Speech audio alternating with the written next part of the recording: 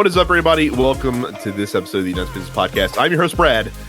There are no black folks on the podcast today. I'm sorry to say. Terrence is out. Micah is out. So I am joined, of course, by none other than the Screech the Eagle to my Oriole bird. I appreciate that. The Gary Oak to my male trainer. Carrie. What's up? Yeah, I don't know why the other two could not see fit to grace you with their presence tonight. I understand why. The docket is light. There ain't shit going on. It's super light.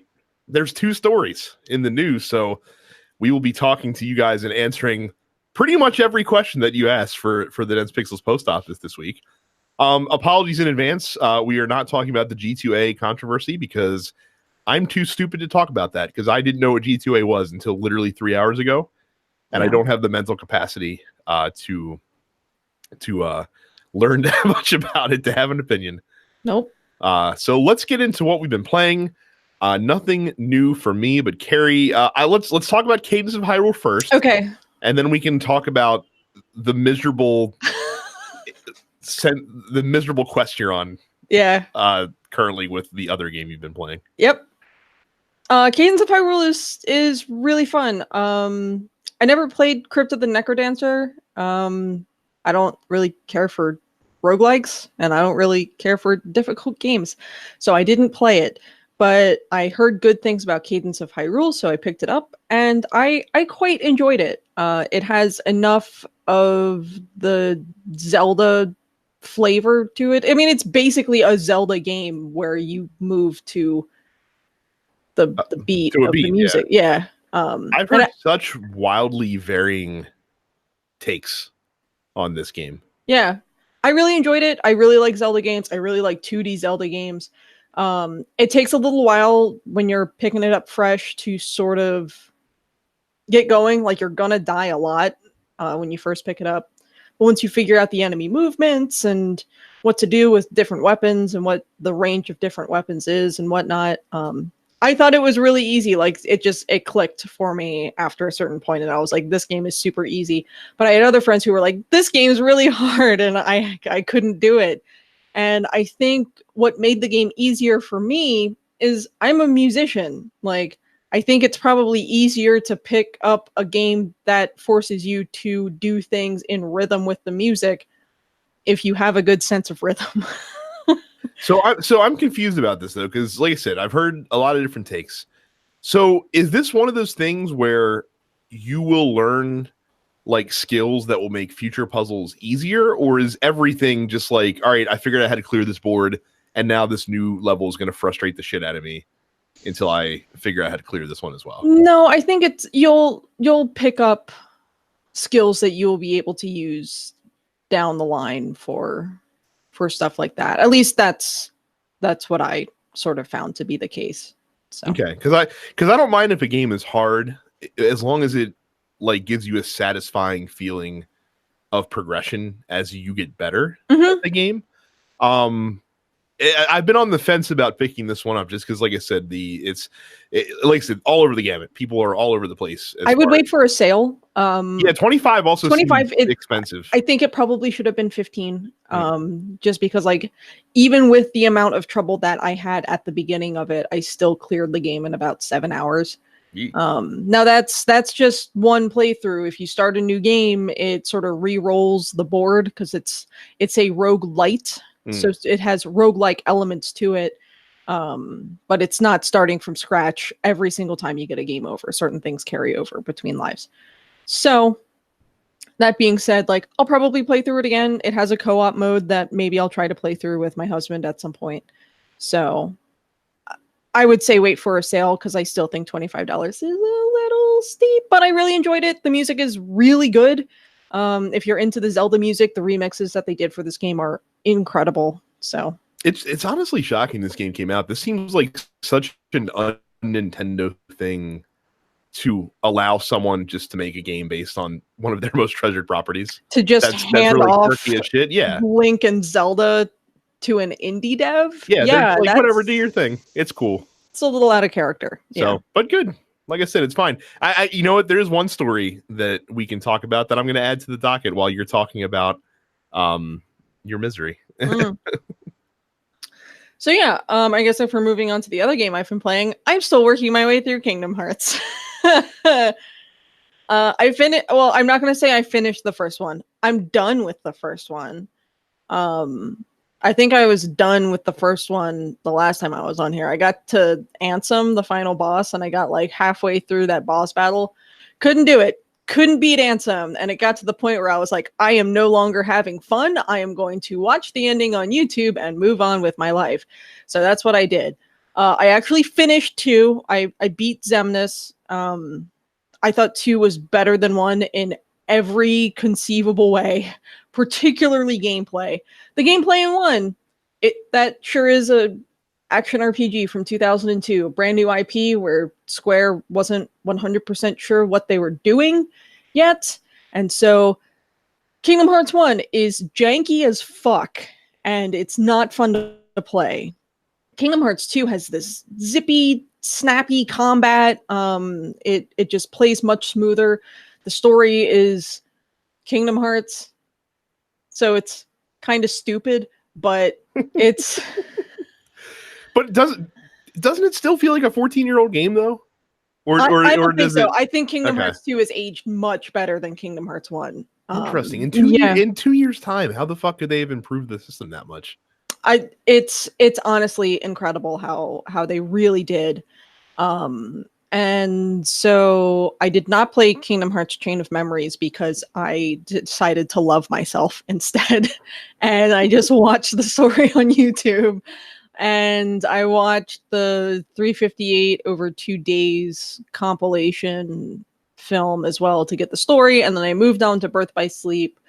I actually finished Terra's storyline. I got to the end of Ventus's story literally last night, and I just couldn't beat Vanitas. Are you talking? Are these characters, or these are are characters. Sizes of cups at Starbucks? Yeah. So, I couldn't beat Vanitas because at the end of his final boss fight, there's like some bullshit quick time event, and I'm just like, I'm not good at those.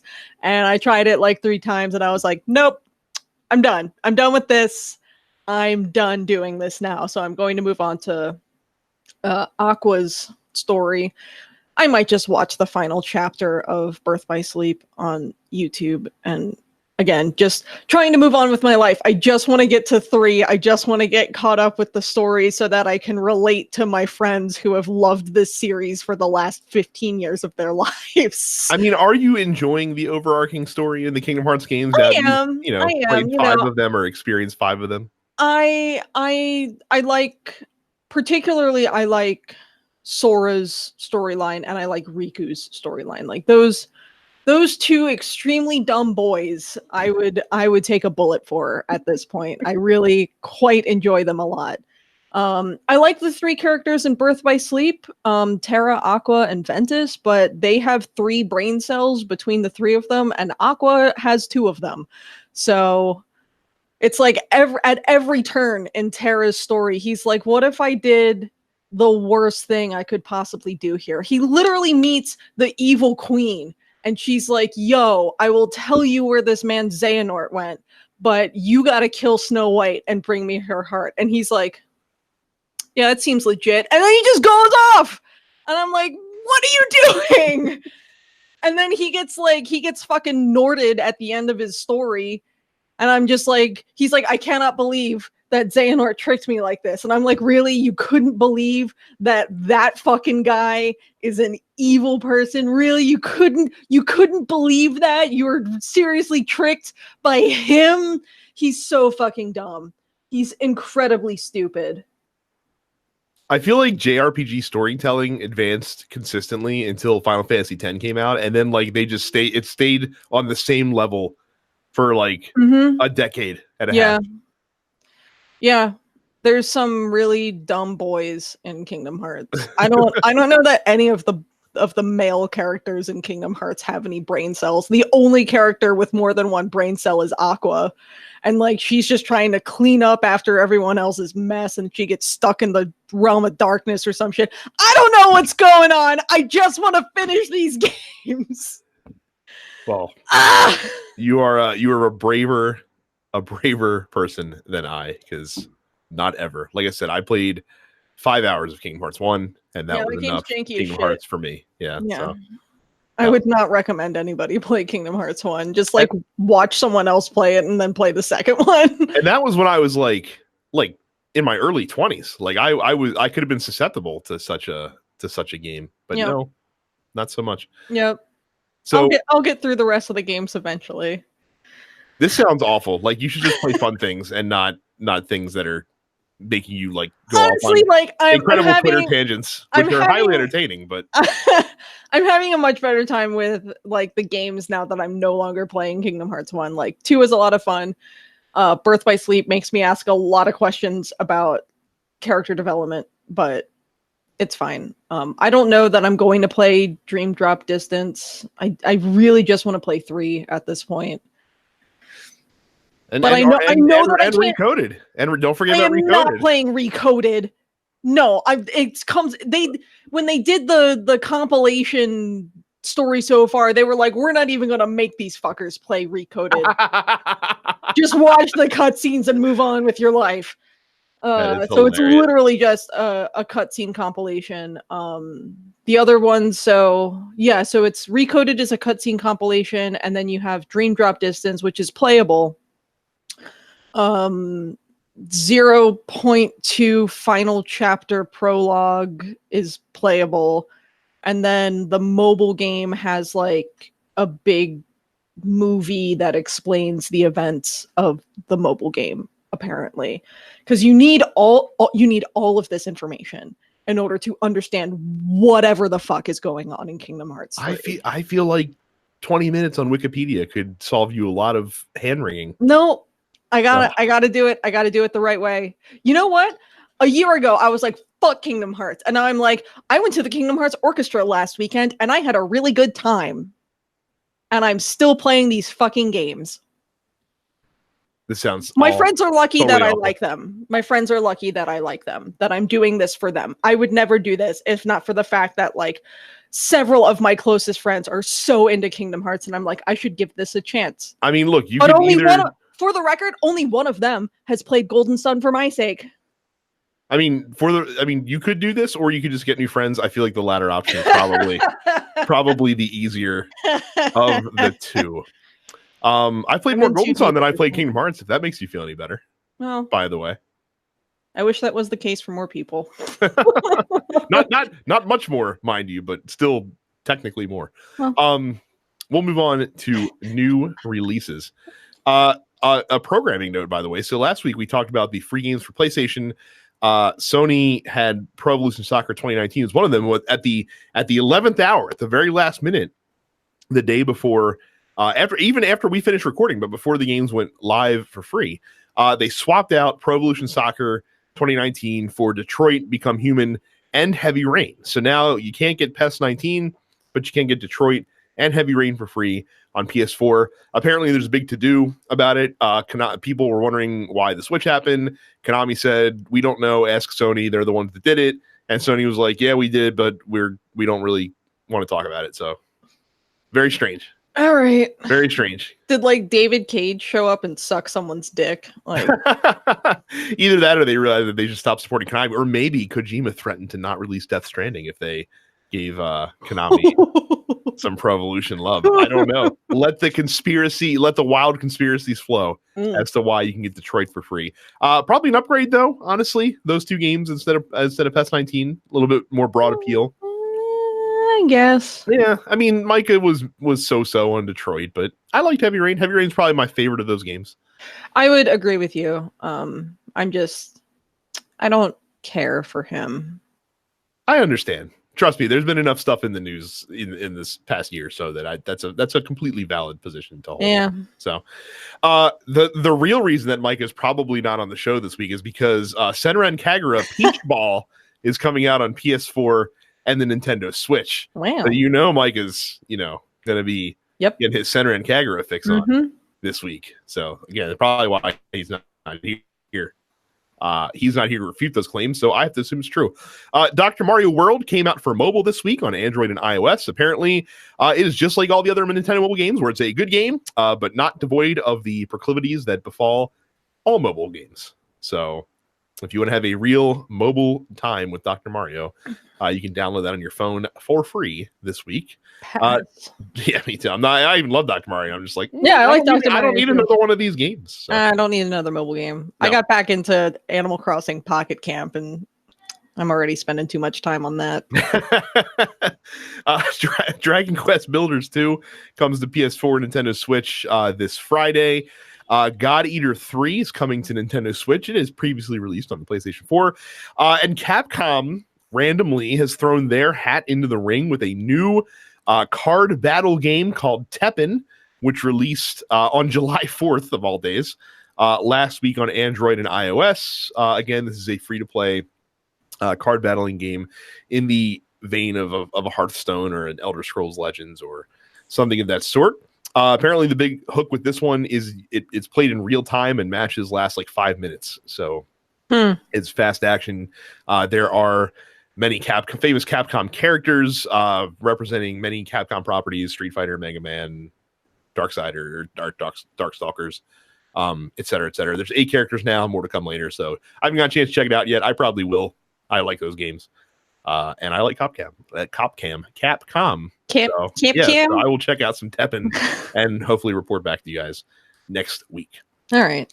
So quick hits. Epic Games, good guy Epic Games, is going to be covering the refunds for Shenmue III Kickstarter backers that are upset by the fact that the game is becoming a Epic Games exclusive on PC. So, of course, during the Kickstarter campaign for Shenmue 3, they advertised that they were going to release the game on Steam. They decided after the fact to be an Epic Game Store exclusive for the first 6 months of the game's release. A lot of their fans a lot of the Kickstarter backers got a little salty about that, which is understandable because they advertise one thing and they're doing something else. So they offered refunds to those folks, and the Epic Game Store, or Tim Sweeney, I should say, said that they're going to be covering the costs. So. Cool. I hope this means that I will now get my money back for the foolish mistake that I made backing Shenmue 3 on Kickstarter. Now, wait, are you getting it back because you're actually upset about the Steam thing, or are you looking at this as like a backdoor? I'm looking at this like a backdoor, man. I don't know why I did that. When I did, I was just like, yeah, Shenmue 3 after all this time, hell yeah. And I just like slam money on the table. And now I'm out here looking like Boo Boo the Fool. Like, so what do you think about this? Because we talked a lot about Epic Games on the show last week. Yeah, I think this is good.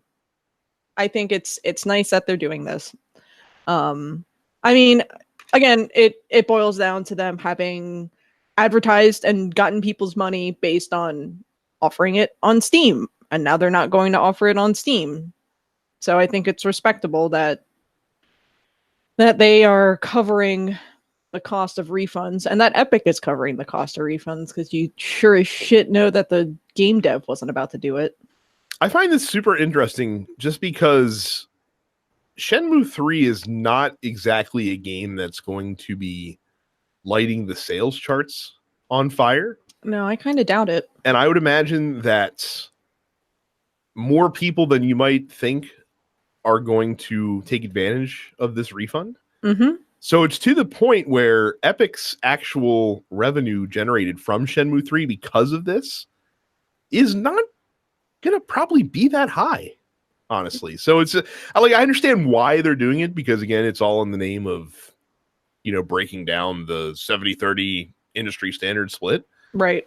But I don't know. It's a little surprising to me that they're willing to go to bat on this, considering it's going to pretty much wipe, or probably come close to wiping, most of their revenue. Yeah. Generated from Shenmue. So yeah, it'll I'll be interested in seeing what what actually happens with this. I don't know that I'm actually going to get a refund. I have to actually go back and look at how much money I pledged, and it's been 4 years now. Yeah, well, that's coming in under schedule for a video game Kickstarter. Remember when they said that the game was going to be done in 2017? Oh yeah, I remember when they said it was going to be done in 2017. And I remember laughing inside on anyone that actually believed that it was going to be done in 2017. Mm-hmm. So, I mean, look, if Bloodstain is hopefully the start of the trend towards Kickstarter projects actually delivering on the promise that we have for those games, then bully. But I'm not holding my breath. And look, I am no longer backing video games via Kickstarter. I applaud that. I have backed one game where I was satisfied with the result that I got, and that was Toe Jam and Earl Back in the Groove. And look, if even #1 Shenmue apologist Micah is not excited about Shenmue, I mean, what do you have? Right. What do you have? So you don't have anything. So moving on from there, Nintendo legend Shigeru Miyamoto has an interesting opinion that he shared during a question and answer session during their annual shareholder meeting. He was asked about the impression that Nintendo has been, quote, a little slow, end quote, to join global trends such as cloud computing, mobile, and VR. Miyamoto's response started with, quote, we have not fallen behind with either VR or network services. We have worked on them from the beginning and have been experimenting with them in a variety of ways. In that time, we've objectively evaluated whether they actually allow our consumers to have an enjoyable play experience and whether we can operate them at an appropriate cost. Because we don't publicize this until we release a product, it may look like that we're falling behind. Carrie, what is Shigeru Miyamoto smoking to think that Nintendo is somehow on the cutting edge of online services? I don't think he is trying to imply that they're on the cutting edge. I would disagree with his saying that they haven't fallen behind, because I think that they have, but I would point more to Nintendo, him saying that the company has evaluated whether or not what they're doing is actually enjoyable and whether or not they're cost value appropriate. I mean, I would rather Nintendo not release a VR headset at all than have it come out and cost too much money and not have good games, or have it come out and be a piece of shit, you know? But yeah, I mean, I think they've fallen behind in some respects, but if that's the result of them trying to make sure that it is flawless from day one of release, then I'm not that mad about it. But I think it's wrong for them to say that they haven't fallen behind. I mean, look, there's a reason why their online service costs $20 a year and PlayStation and Microsoft can get away with charging $60 a year. And it's also like, I don't think you get to say we're not falling behind on online when I still have to type in a 12-digit code to add my buddy on the Nintendo Switch. Don't say stupid things. Right. Don't say that taken by itself, I think is wholly incorrect of him or anyone to say about Nintendo's online. And look, I will admit, especially in the Switch era, so in these past 2+ years, I would say that their online services have improved by leaps and bounds over where they were. Mm-hmm. But considering where they were is nothing to really write home about. No. That's not that great of a leap. But Sony and Microsoft are, I don't want to say pioneering, because it's not like they're inventing a lot of this stuff, but they're very online forward when it comes to like with the next console generation. Like the stuff that we're talking about as features is, you know, streaming and cloud streaming and you know, being able to easily, you know, stream on Twitch and things like that, and social sharing and things of that nature. Nintendo is nowhere near that level of communication or technology right now. Like, could you ever imagine seeing like native streaming from your Switch while the Switch exists? I don't know. I'm not really trying to hype myself up for streaming shit in general. Yeah, but I'd love to be able to just easily stream, to Twitch or to YouTube. Didn't they do that in Japan though? Didn't they? I don't think so. They did the thing where they were doing the cloud tests for like Assassin's Creed, or whatever. But I'm not talking about that. Like, I would just like to be able to stream my gameplay to YouTube from my Switch, like I can on my PS4 or Xbox One. Okay, no, I feel you. Yeah, and like I couldn't even see them bringing that technology to the Nintendo Switch, and PS4 and Xbox have had that since Jump Street. Right. So yeah, don't say silly things, Shigeru. You're a nice old man, but don't be dumb. I'm interested to get your take on this final story that we have. So it was announced today that Pokemon Sword and Shield will actually have different gym leaders in the different games. This is something that's never been done before. Of course, typically when Pokemon releases a new title, they release 2 titles side by side. But for the most part, those 2 titles are near identical in terms of story and how you progress through the game. The big difference is the exclusive Pokemon that are available in each one. But apparently now there's going to be much more difference between these 2 games when they release. So what do you think about this as a long-time I like it. fan? I think the last time we had 2 versions that seemed to be going in as different yet parallel directions as these 2 was Gen 3, which had 2 different villainous teams. Gen 3 had Team Aqua in one game and Team Magma in the other. So that affected how the story played out. It wasn't just that, you fought like a different couple guys here and there. Like it was pretty different. So I hope that this points to these 2 versions being different enough to really distinguish them beyond just having a handful of exclusive Pokemon in each version. So yeah, I mean, I would agree, as someone who has not played a lot of Pokemon at all.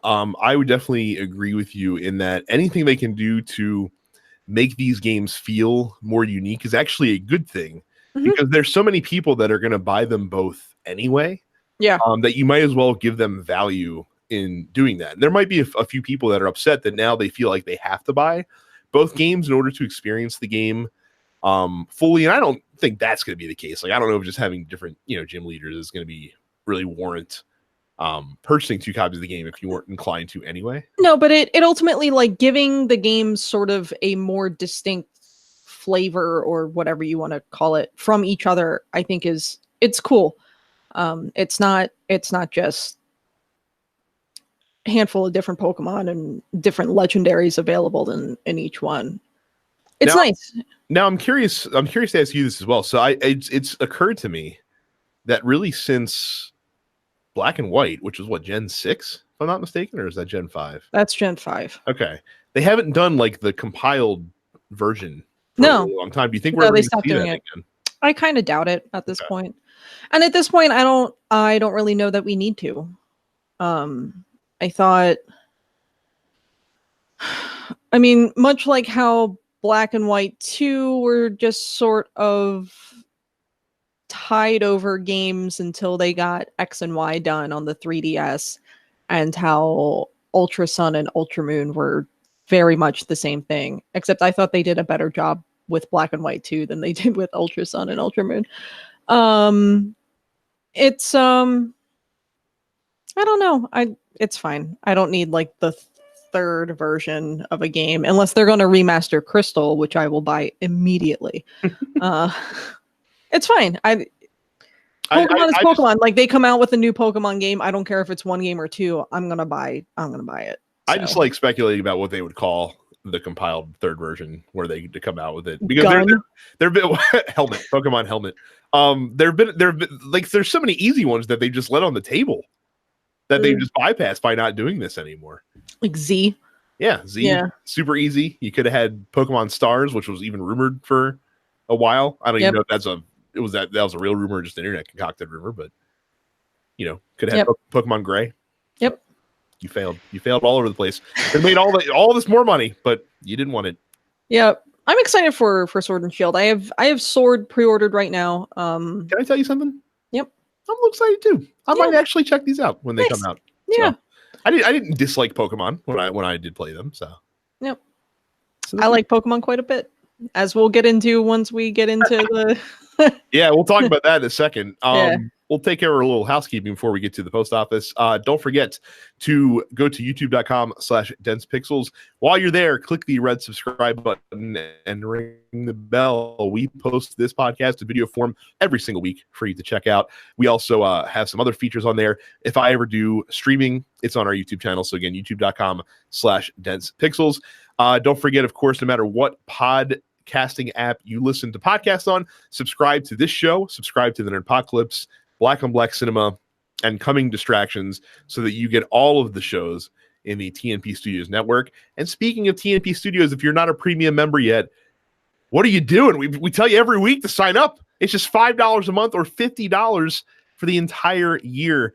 You can do that at densepixels.com/premium. Tons and tons of content on there. Just released a new episode of The Men with the Golden Tongues last week for you to check out. I will be on Look Forward this week as well. We got more episodes of The Arrogant Grievances coming. We've got new episodes of No Time to Bleed coming. There's never been a better time to sign up for premium than right now. So again, densepixels.com/premium to sign up for that today. And finally, Prime Day is next week.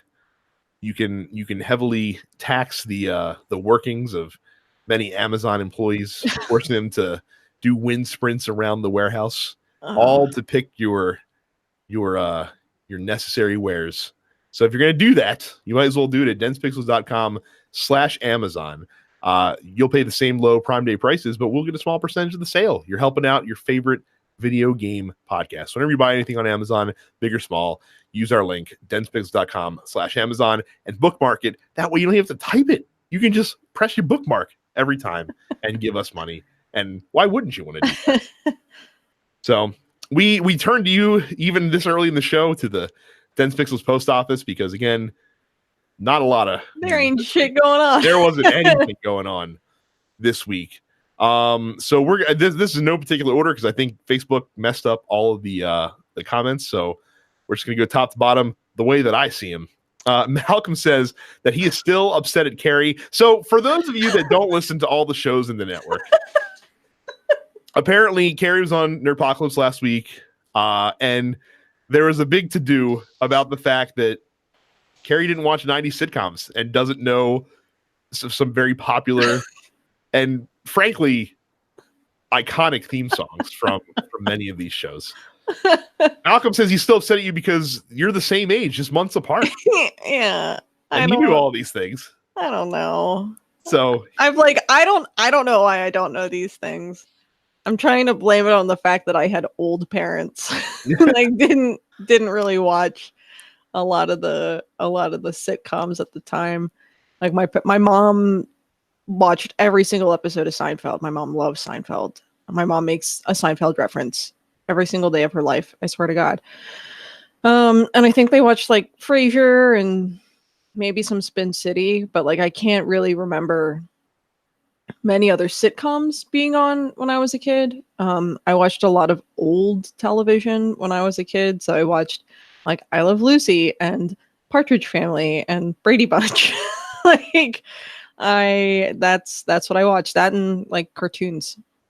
I don't know. By the time I was watching sitcoms, it was like later in the 90s. So like I got into that 70s show and Sabrina and a few others.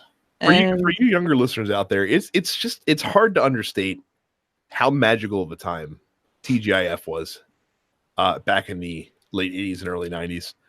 Not only did you have fantastic sitcoms that were family friendly that you could watch with the whole fam, that none of which hold up today by any stretch of the imagination whatsoever, but they were buoyed by some of the greatest TV theme songs of all time. The Perfect Strangers theme song is still one of my favorites ever.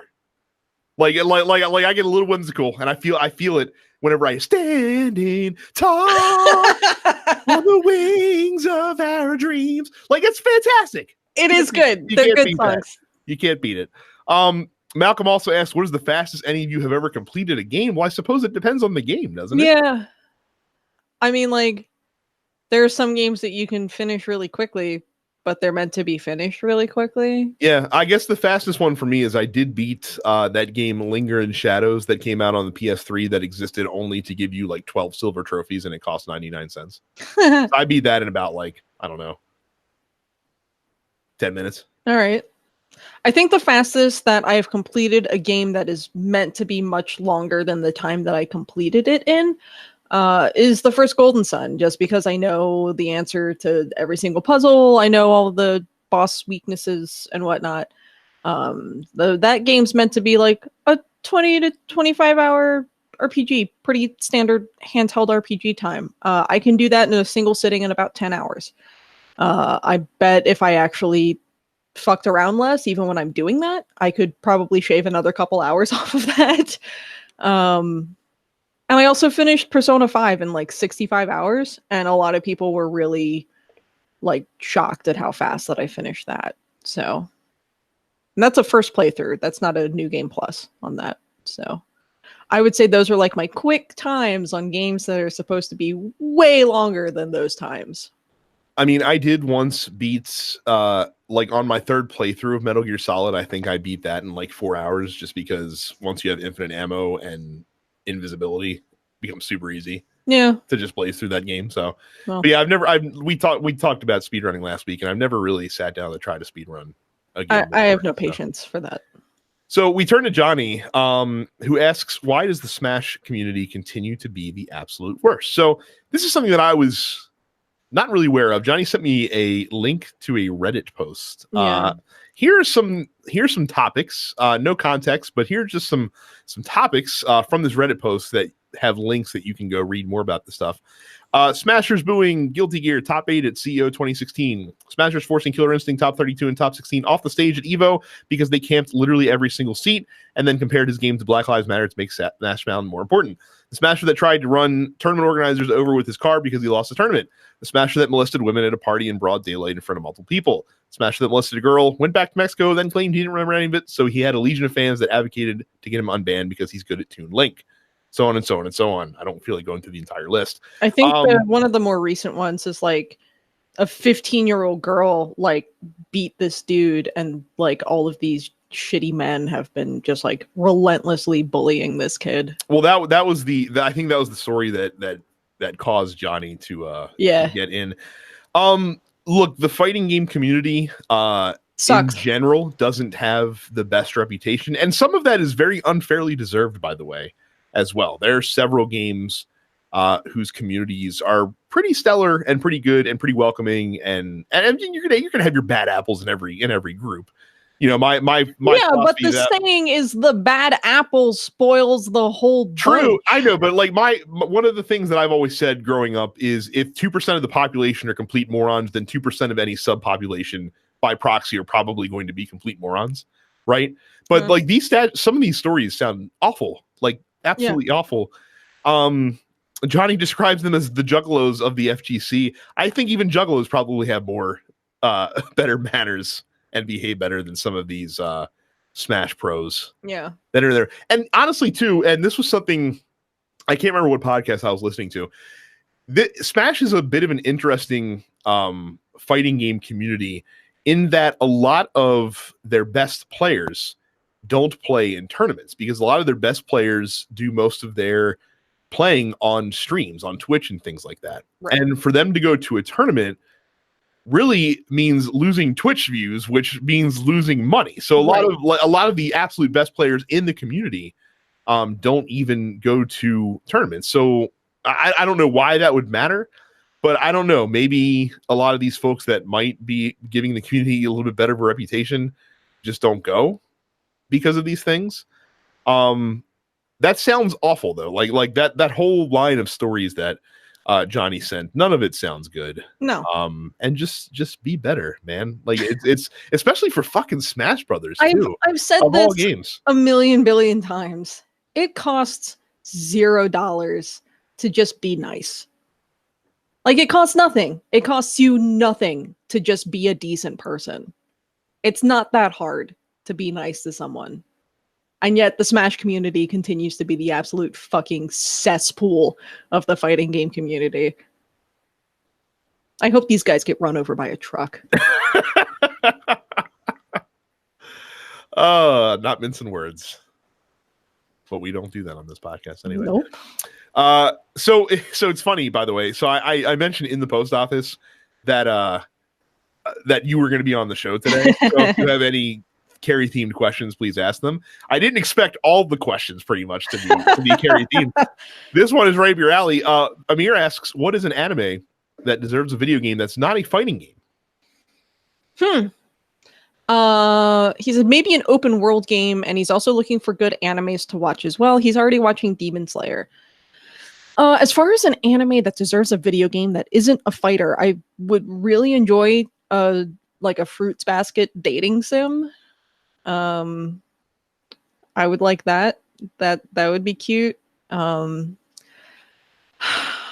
love to see like a good RPG adaptation of a few different anime. I think it'd be cool. I think like maybe they did a Sailor Moon RPG back in the day, but I would love a contemporary one. Yeah, I don't know. There's a lot of good anime. The problem is that you've got all these like hot-blooded shonen anime with a lot of fights in them, so they all translate really well into fighting games. I'm looking forward to the new Dragon Ball Z project that's apparently going to be like more of an RPG rather than a fighter. So I think that'll be cool. Hopefully that's successful, and hopefully that spurs more anime game adaptations that aren't just 2D fighting games. Correct me if I'm wrong. I think the big problem that a lot of anime would have about making a video game is that a lot of anime tend to be pretty niche compared to like the big ones like DBZ, Naruto, things like that. So they might have trouble finding an audience to buy the game. Yeah, I don't think you're wrong about that. I mean, here's the thing. I do think you could do like a My Hero Academia RPG, and that would be good. I think a lot of times the people making these game adaptations tend to default to fighting games because it's the easy thing to do. But I don't know. Who knows? As far as good anime to watch, this year I've been watching JoJo's Bizarre Adventure Part 5, Golden Winds. That's super good. That ends this week, so you can just binge the whole thing on Crunchyroll at this point. I really enjoyed the new adaptation of Fruits Basket. I started watching Dr. Stone. That just started this past week. That's good. I don't really know much about the story. I didn't read the manga, but I'm looking forward to watching more of it. The first episode has me intrigued. As far as other contemporary stuff, I don't really know. I'm just waiting for My Hero Academia to come back at this point. Because that doesn't come back until October. So, yeah, I mean, you can always like drop me a message on Facebook if you want more in-depth recommendations as far as maybe some older stuff to watch that maybe you didn't watch. Well, there you go. Yep. Trey says, mouthful of toast forever. Appreciate it. We're not bringing that back. Johnny comes back and says, question for Carrie, is Gyarados trash? I don't think Gyarados is trash. I think Gyarados is pretty cool. Gyarados is a big angry fella who evolves from an otherwise completely useless shit fish. So yeah, I don't know. I'm down with Gyarados. I like the red one from Gen 2 and onward, but I don't know. Big angry fish. I'm not mad about him. Brian asks two questions, he says. The first one is, are you guys still playing Dauntless? And then the second question, if so, would you consider giving Monster Hunter another chance? He played Dauntless, found it to be an extremely watered-down version of Monster Hunter. At first, I didn't understand the mechanics of Monster Hunter, but I eventually figured it out and I've been playing it since it released. So, yes, I'm still playing Dauntless. Obviously not at the breakneck pace that I was when it first dropped, but I still play it a few times a week. Usually I'm like on an every 3-day cycle now, because that way my patrol chests all fill up so I can, do some quick orb grinding before doing what I need to do. Will I give Monster Hunter another chance? No. I like, so one of the things I like about Dauntless is because it is extremely streamlined. And Bryant uses the term watered down, and that's okay for me because the things that Monster Hunter has that makes it not watered down, to me, when I played it, and again, I played it for a very small period of time, so I'm not the guy whose opinion you should value on this, just seemed complex for the sake of complexity. And I'm sure that if I really sat down and spent 10 to 15 hours playing Monster Hunter and learning the systems and doing all that jazz, that I would find it pretty rewarding and what might enjoy myself. But at the same time, like a game like that, like I love the fact that I can boot up Dauntless, go on a couple hunts, play for a couple hours, get some resources, work towards just, improving the gear that I have, and then bounce. And I don't need to worry about sitting there and playing it for hours and hours and hours and hours and doing all this grinding and that kind of stuff. So yeah, I thought about giving Iceborne a look when it came out, and I'm just not gonna do that, at least not for a while. Because Borderlands also is coming out around that time, and Link's Awakening and the Destiny expansion and other stuff that I actually want to play. So, but I'll still be messing with Dauntless. The new season's starting in a couple weeks, so looking forward to seeing what the theme is, because the ninja stuff's not really doing it for me in this current season. Malcolm says, top 5 favorite Pokemon, and why is it the Squirtle Squad? I do like Squirtle. Squirtle is within my top 5. I would say that. Why does one Squirtle have rad sunglasses? Because he's the leader of the Squirtle Squad. Okay. Are they blind? Is that why they're wearing such dark glasses? No. No. Yeah. Top 5 Pokemon is hard. I mean, my top 2 are Mewtwo and Pinsir. Those are what I have tattoos of. Those are my 2 favorites. I don't know. I have a lot of favorite Pokemon. I like Squirtle. I like Pikachu. I like Crobat. I like Meowth. I like Alolan Persian a lot. Alolan Persian looks like Nermal. It is really funny. He's just round. It's just a round boy. And I enjoy him quite a bit. And see, for me, like if the question was directed at me, the question could just be, could you name 5 Pokemon? To which I'd say, maybe. Yeah. It's possible. I don't know. I like a lot of Pokemon. It's hard to like limit like a number. I'm just like I love them. I love them all. Even the ones from like Gen 5 and 6 where like it starts to get to the point where I can't really name them all right off the bat. I like Swadloon a lot. That's a Gen 5 that I really When enjoy. are they to stop making new Pokemon? Like hopefully after I'm dead. Okay. Yeah, I imagine there's probably going to be a point where they run out of ideas and they just stop making new ones. Going to be a point. I'm pretty sure that they're getting dangerously close to that point. I don't know. We have a Corgi Pokemon now. We never had a Corgi Pokemon before. They announced him today. So is that what they're going to start doing? Is they're just going to start going to like subbreeds of overarching animal types? Yeah, that's fine. There you go. Fair enough. Corgis are fat, and I like them. Therefore, I like the fat Corgi Pokemon. Can't remember his name right now, but he's cute. A longtime listener, but first-time commenter, Jay, asks, how the hell did you not know the Golden Girls theme? They're going to come for your white card for this. And he says, by the way, a white card is just a card that says Froyo on it. I don't even like Froyo. I knew the song. I recognized the song. I just wasn't able to place it in the moment. I recognized the song. That's incredible. So I have not listened to that part of the episode yet, but man. Yeah, I got dunked on real hard because I'm apparently a literal fetus. Meanwhile, Jay, Micah, and Terrence are 85-year-old men, and that's just how things are on the Nerdpocalypse. You're either an old man or a fetus. There's nothing in between. Well, I mean, to be fair, that's all they know. That's all they surround themselves with. Yeah. Because like I said, even though I'm significantly younger than many of the other people on the network, I'm old in spirit. So That's why we're able to easily get along very, very well. Cam says, do you guys think people are making too big a deal out of the Galar region only Pokedex in Sword and Shield? So for those of you unfamiliar, apparently the only Pokemon you'll be able to catch in the game are the new ones that are being put in the game? No, they're not only doing the new ones. So basically, like, there's not what's called a national dex.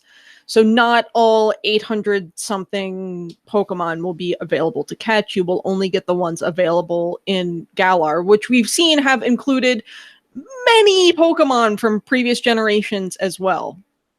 Wait, so help me out with something here. Yes. So in, let's just say Sun Moon, for example, you were able to catch literally every Pokemon that existed up to that point in Sun and Moon? I believe so. Why would you do that to your fucking players? I think it's, here's the thing about Pokemon, right? Is, and it's one of the things that I love about Pokemon, is that regardless of like which Pokemon it is, that Pokemon is someone's favorite. Like, people were very confused when I got a tattoo of Pinsir, and I was like, that's my boy. That's my ugly bug son, and I love him. So to answer Cam's question, I don't think people are making too big a deal out of it, especially because Nintendo and the Pokemon Company have done so much and have made such a big deal out of doing things like the cloud storage for Pokemon in Pokemon Bank, in, making all of these services available to transfer Pokemon into new generations and whatnot. I don't think people are making too big a deal out of it, because it comes off like they are sort of reneging a little bit on a promise. Don't make all these services available and say, yeah, transfer your favorite Pokemon into the new game and use your favorite Pokemon over and over again, if that's what you want to do. And then, like, don't make that actually available.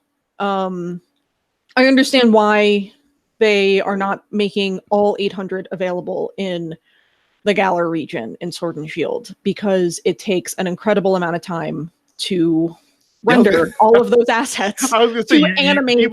People do want this game to come out like in a reasonable fashion, right? Yeah. Obviously, it takes a long time to render these characters, to make new animations for all of them on the Switch. The thing that I think people are taking a little too far, and I've seen a lot on Twitter, is I think people's reactions are maybe a little out of hand. I think harassing members of the development team who have public Twitter accounts is a really bad look. Don't do that. That's a shit thing to do. But I think it's reasonable to be upset. I think it's reasonable to be upset about it after they spent all this time developing all these tools to transfer any Pokemon from any game, and with the presumed intention of transfer any Pokemon into any other game. And then they're just like, hold up, we got like a roadblock for 400 of these fuckers, and you're not going to be able to actually transfer them. Like, I'm going to be a little upset if Pinsir isn't in Sword and Shield. It's not the end of the world, but Pinsir's my favorite. I like having Pinsir on my team. So I'm going to be a little miffed if I can't have a Pinsir on my team in Sword and Shield, because he's like a staple of Have they said how many Pokemon are going to be available in the game? No. Okay. No, they haven't confirmed. They've just said, we're only doing a Galar Dex. We're not doing a national Dex, which basically means you'll have a set number of things in this, but you're not going to be able to expand your Dex after you become the champion, which is what they've done in previous games. So gotcha. I can see both sides of the argument there. Yeah. But like you said, don't fucking yell at developers on Twitter. Yeah. I mean, again, reasonable, absolutely reasonable to be upset, but like, just calm down. Or if you're going to say something to them, do it constructively. Like, hey, maybe you guys could add these through, patches and online updates or something like that. So, yeah. Finally, I will finally give Leonardo his due. So for those of you that don't actually go on the post early, Leonardo, who is the biggest number one Star Wars Jedi Fallen Order fan on the face of the planet and is super hyped for this game, knows that I am not, and he keeps baiting me to read ridiculous Star Wars questions. during the post office, which I have not done so far. However, he is asking a legitimate question that deserves to be answered. So I will read the prologue as well. He says, in Jedi Fallen Order, you will have a companion droid named BD1, who's a very handy and cute companion that the internet has fallen in love with. I will need to see your sources. What is a favorite companion NPC from a video game? One that doesn't make me feel like I'm dragging a 20-pound stone attached to a chain alongside me. That is the preferred NPC companion. I've got a couple. I mean, I think going back to when I was a kid and I was like first getting to go back to Pokemon, of course. What else am I going to talk about? The first time I played Pokemon Yellow, which is where the first game where you had like Pikachu following you around for the game. I guess I was like 9 or 10 years old at the time. So I really liked that. I liked that you could like turn around and talk to Pikachu and he would like make a cute face at you. And you know, when you're a kid, that's the best thing in the world. You just want to be friends with Pikachu. So I've got a lot of nostalgia for like Pokemon Yellow's Pikachu, as far as this is concerned. More recently, I like Morgana from Persona 5 quite a bit. I'm a sucker for cats in general, but I really liked Morgana. I liked Morgana's whole story. I liked his bond with Joker a lot. I'm looking forward to seeing how Persona 5 The Royal mixes things up a bit with Morgana. Yeah, I like Mona quite a bit. I think it's very difficult to get better than Atreus was in the most recent God of War game. If you're going to have an NPC companion that's going to follow you around, make them able to help you without hindering you in any way, shape, or form. Like that's literally what you need. Atreus did a great job with that. You could also upgrade him and give him better abilities as the game went along. That's perfect. From a pure comedy effect, Buzz from Earthbound was always great for a laugh. Oh, no. And fantastic and extremely powerful early in the game until he was murdered very early on, which was very sad.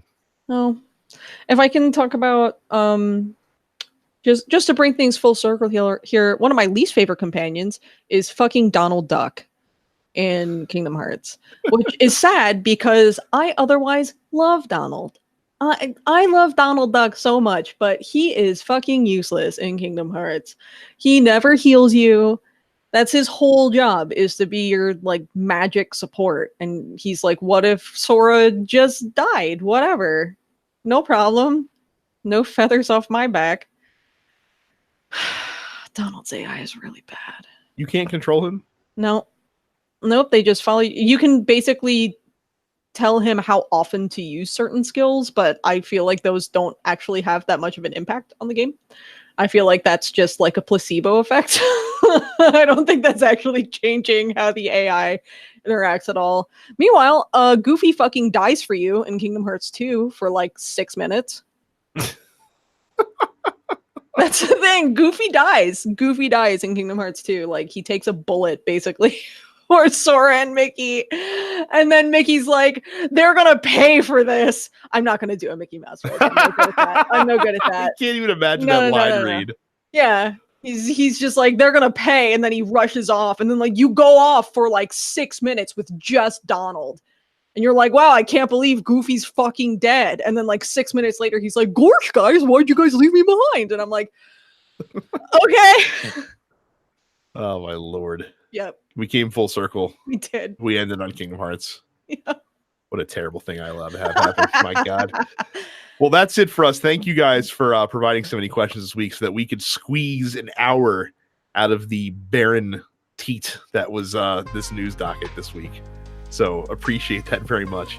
Don't forget to go to the fan group, densepixels.com/fans. If you want to participate in the post office every week, that's where we post the questions. So you gotta join in there. Don't forget to follow us on social media at densepixels. Again, no matter what podcasting app you use, subscribe to all of the TNP Studio shows.